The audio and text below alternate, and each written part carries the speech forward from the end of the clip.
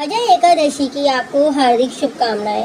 आज हम सुनाते हैं आपको अजय एकादशी का महत्व और अजय एकादशी की कथा। समस्त पापों और कष्टों को नष्ट करके हर प्रकार की सुख समृद्धि प्रदान करता है।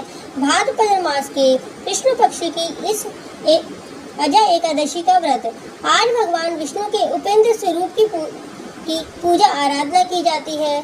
व्रत और पूजा का विधान तो सभी एकादशियों का एक ही है और एक एकादशी भी इसका बाद नहीं।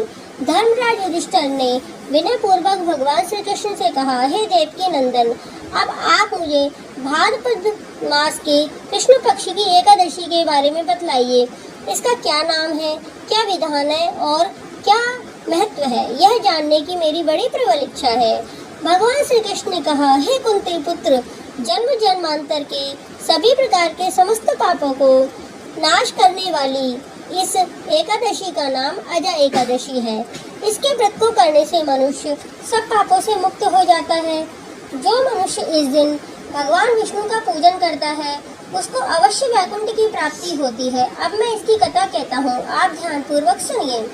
सत्य युग में सूर्यवंश में सत्यवादी हरिश्चंद्र नामक एक महान प्रतापी चक्रवर्ती सम्राट थे। एक बार उन्होंने अपना संपूर्ण राज्य राजश्री विश्वामित्र को दान कर दिया और दक्षिणा चुकाने के लिए अपनी पत्नी, पुत्र और श्रम को दास के रूप में भेज दिया। राजा शमशान में चांडाल का दास बनकर सत्य को धारण करता हुआ, मृतकों का वस्त्र ग्रहण करता हुआ, मगर किसी भी प्रकार से सत्य से विचलित नहीं हुआ।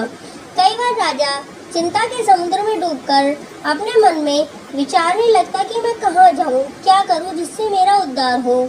इस प्रकार राजा को कई वर्ष बीत गए।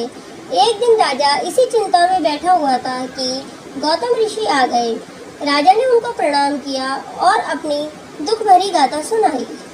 राजा की बातें सुनकर गौतम ऋषि ने कहा, हे राजन, आज से 7 रोज बाद भाद्रपद मास के कृष्ण पक्ष की अजय नाम की एकादशी आएगी।